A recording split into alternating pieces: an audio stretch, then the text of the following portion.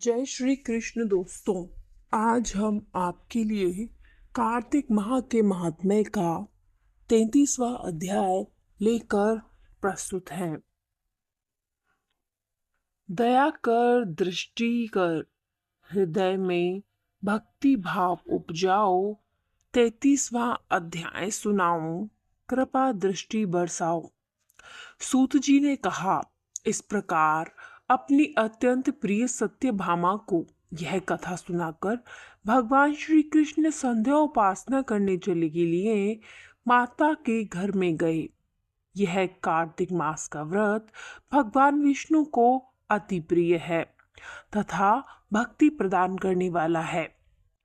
रात्रि जागरण, प्रातः काल का स्नान, तुलसी वट सिंचन, उद्यापन और दीपदान, यह 5 कर्म भगवान विष्णु को प्रसन्न करने वाले हैं, इसलिए इनका पालन अवश्य करना चाहिए।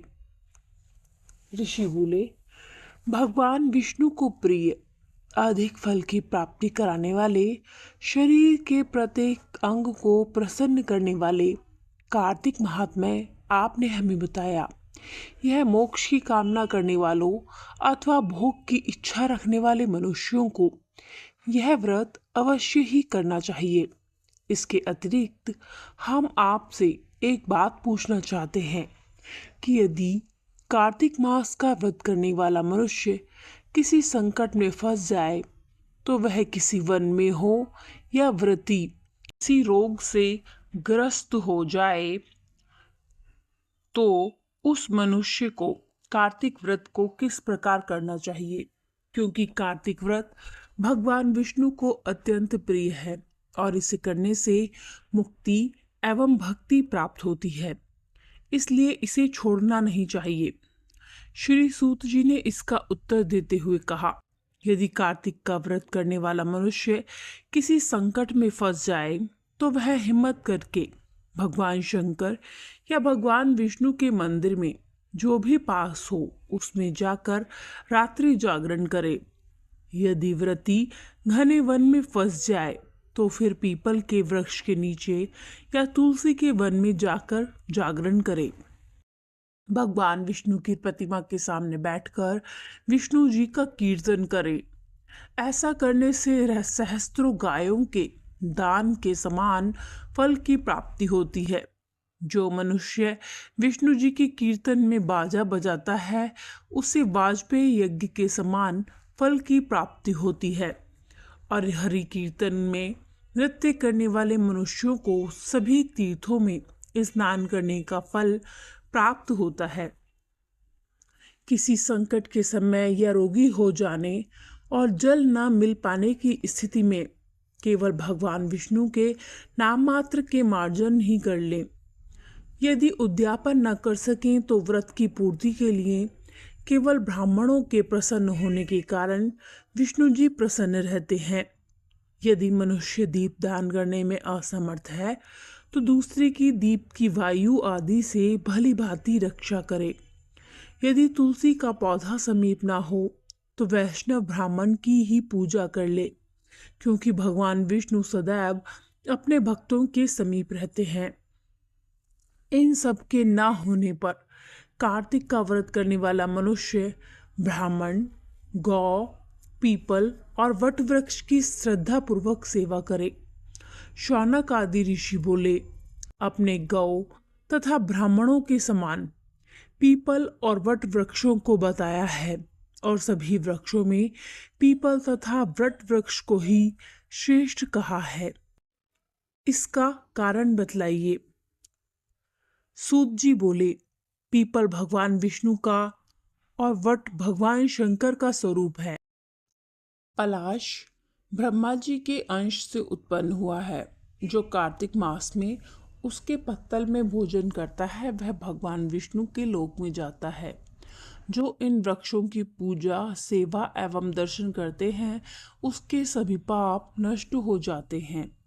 ऋषियों ने पूछा, हे प्रभु, हम लोगों के मन में एक शंका है कि ब्रह्मा, विष्णु और शंकर वृक्ष स्वरूप क्यों हुए? कृपया आप हमारी इस शंका का निवारण कीजिए।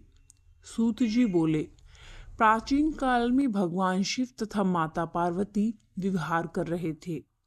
उस समय उनके विहार में विघ्न उपस्थित करने के उद्देश्य से अग्निदेव ब्राह्मण का रूप धारण करके वहां पहुंचे। विहार के आनंद के वशीभूत हो जाने के कारण कुपित होकर माता पार्वती ने सभी देवताओं को श्राप दे दिया। माता पार्वती ने कहा, हे देवताओं, विषय सुख से कीट पतंगे तक अभिज्ञ नहीं हैं। आप लोगों ने देवता होकर भी उसमें विघ्न उपस्थित किया है, इसलिए आप सभी वृक्ष बन जाओ।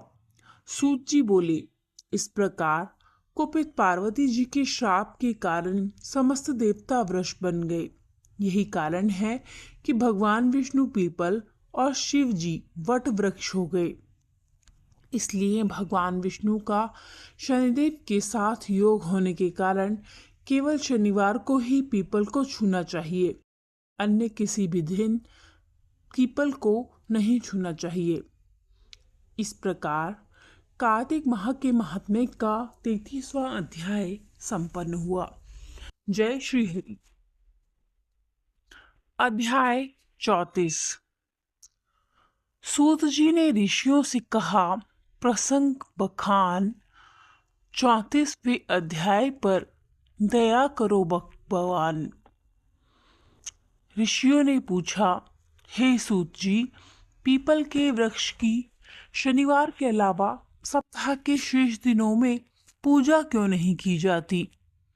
सूत जी बोले, हे ऋषियों, समुद्र मंथन करने से देवताओं को जो रत्न प्राप्त हुए, उनमें से देवताओं ने लक्ष्मी और कौस्तुभ मणि न भगवान विष्णु को समर्पित कर दी थी।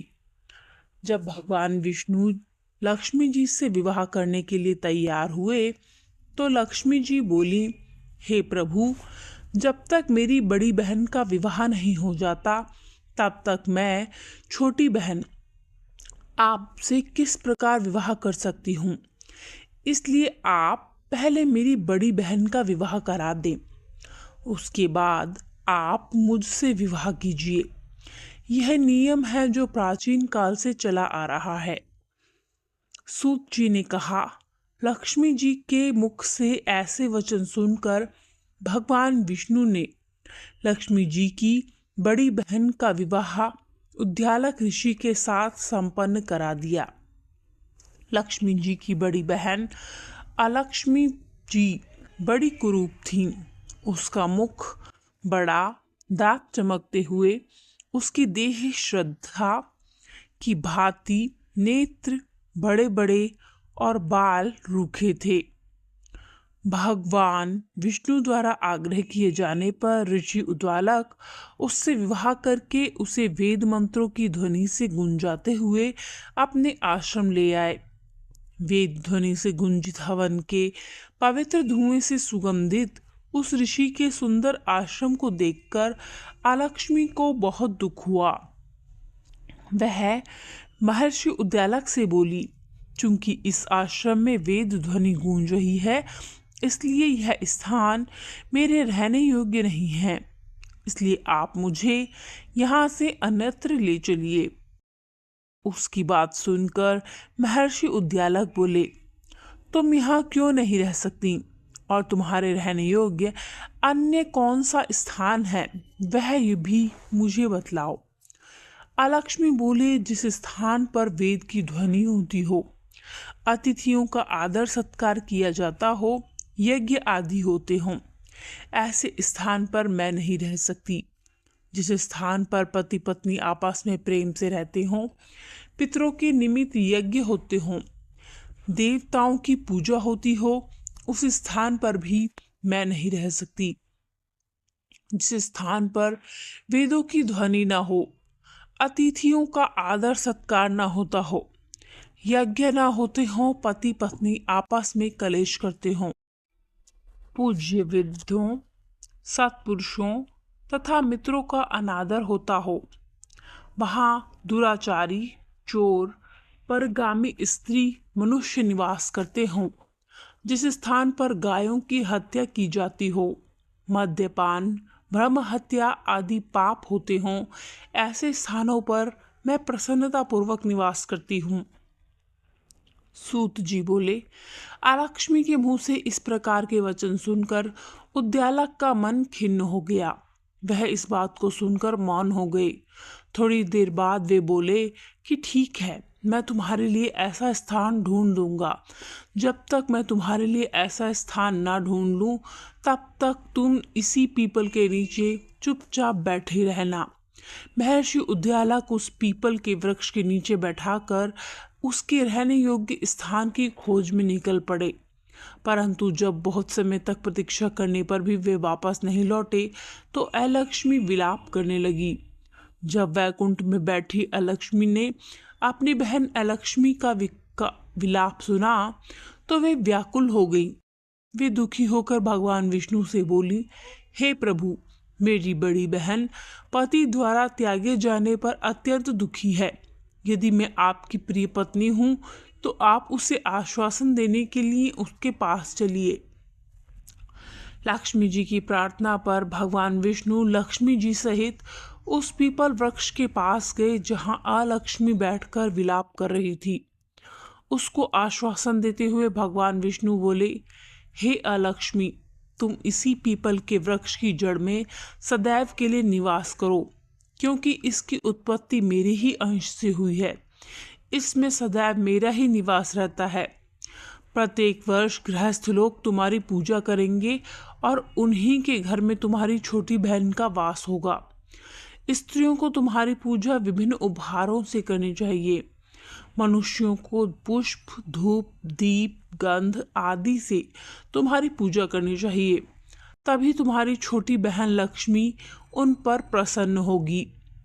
सूत जी बोले, ऋषियों, मैंने आपको भगवान श्री कृष्ण, सत्यभामा तथा पृथु नारद का संवाद सुना दिया है, जिसे सुनने से ही मनुष्यों के समस्त पापों का नाश हो जाता है और अंत में वैकुंठ को प्राप्त करता है।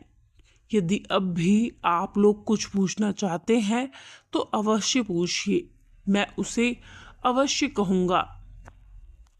सूत जी के वचन सुनकर शौनक आदि ऋषि थोड़ी देर तक प्रसन्नचित्त वहीं बैठे रहे।